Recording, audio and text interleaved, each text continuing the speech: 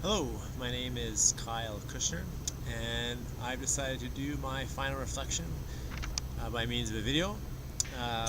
My choice for this is mostly just because I've never done something like this before, and I thought it might be an interesting way for me to maybe stretch my understanding of ways that assignments can be delivered, and I thought you will have probably done a lot of reading, especially since you want all the unit plans done in the written form, that this may be a bit of a break for you as well, to be able to just watch something instead of having to read it. Even though probably my top multiple intelligence in terms of presenting the form would probably be a written form. I'm a very visual learner and very verbal linguistic. But I'm also scored very high in the naturalist society, so I thought this was naturalist intelligence. So I thought this was a very kind of good setting for me to present my work. When I'm thinking about this course and kind of where I've come from and where I'm going, I think I always felt that coming into this class, I had a pretty good understanding of the philosophy of UDL, but not necessarily an understanding of how to implement it in a classroom setting. And a lot of that for me, since I often learn things in stories, to learn a bit about me. I'm a basketball referee, and I mentioned it once in class that I've refereed a little bit of wheelchair basketball. And I remember when I first started, I came with a little bit of prejudice against people in wheelchairs, felt sorry for them, I always focused on their disability. And after refereeing wheelchair basketball for a while, you start to see them more as athletes instead of disabled people in chairs playing wheelchair basketball. And I probably have two people to thank for that. And one is my very first national tournament. I was refereeing a team from Team Alberta. There was a coach from Calgary who happened to be a bit of a jerk. And I remember I messed up a call, or called a call that maybe could have gone either way, and he was on my case up and down the court, whatever, and eventually had to sign a technical foul to get him to stop yipping. But he was a real jerk, and him, and then another player who was a class 1 player, which is the lowest or the highest amount of disability you can have. So a quadriplegic would be a class 1 loss of function in their arms and their legs. And he was a really nasty player too, a real jerk. And after those two characters, I think changed my mind from seeing this as a feel-good kind of activity, playing wheelchair basketball, as to see it for what it is, which is just a sport. And it's not a feel-good sport that handicapped people play.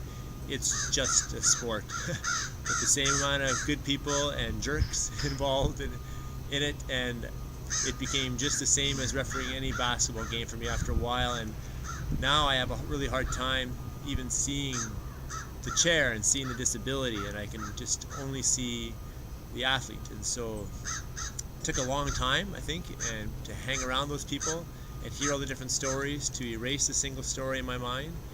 But I think I learned that the more you hang around people of which you have a single story, the easier it is for those single stories to disappear, because you hear so many stories.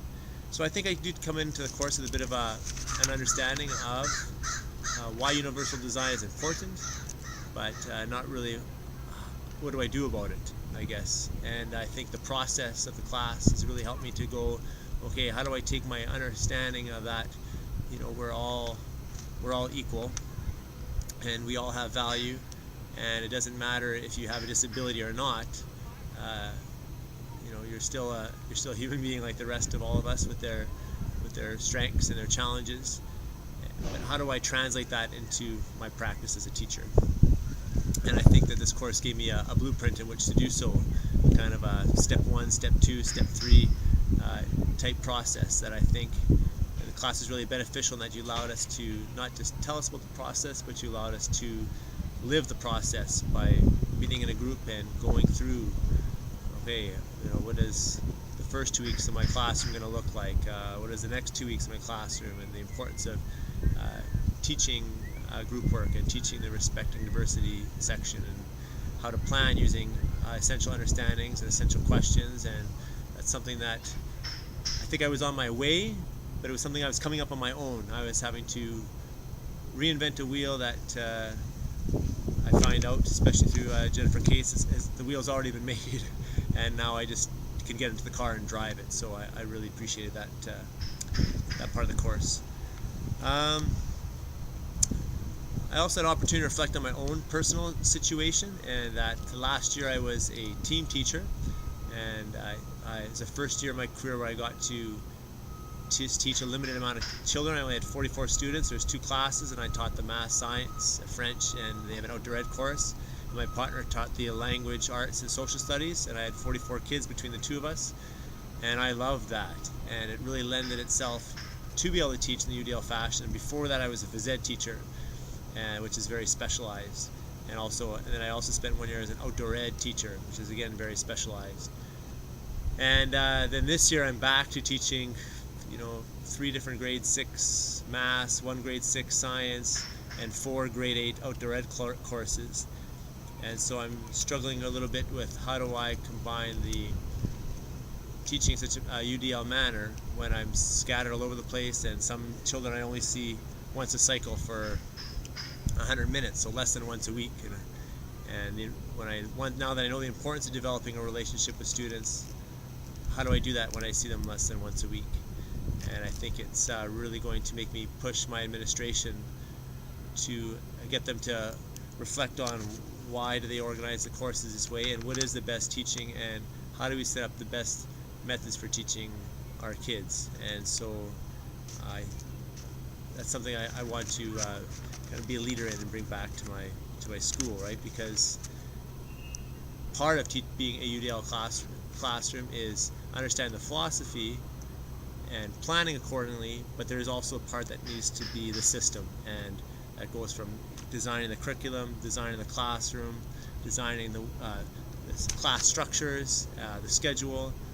And so I'm obviously going to do my best because I bought into the system, but I also I'm going to face some challenges because of it, but I feel comfortable enough now and have the arguments in the case for getting my administration to look at how do we structure our school so that it is so, and I can be an advocate for the program. I think another aha moment for me too, I think, is just because this class was so focused on the process, and I think about the way it was assessed and the learning that took place, and I felt it was valuable for me, and I in fact learned a lot more and struggled with my own practice more so than I have in many classes when I've had to pump out 5 25-page papers. And so whereas maybe I'm not submitting the volume of work that I would in other classes, the volume of thinking and struggle that went on was far greater. And I think to take that back to the kids is going to be a good step for me and a good step for my students, because I feel like I have a better understanding of knowing that, or feeling better about that the curriculum is not the law, but rather a guideline, and that the process is which is important. The process is where the learning takes place. And I think the way you guys have taught this course has helped cement that for me. So I'm going to bring that into my practice. So thank you very much for challenging us and for giving us time to work through this process, because I think it has given me the confidence to go forward and take my next steps in my UDL journey. Thank you.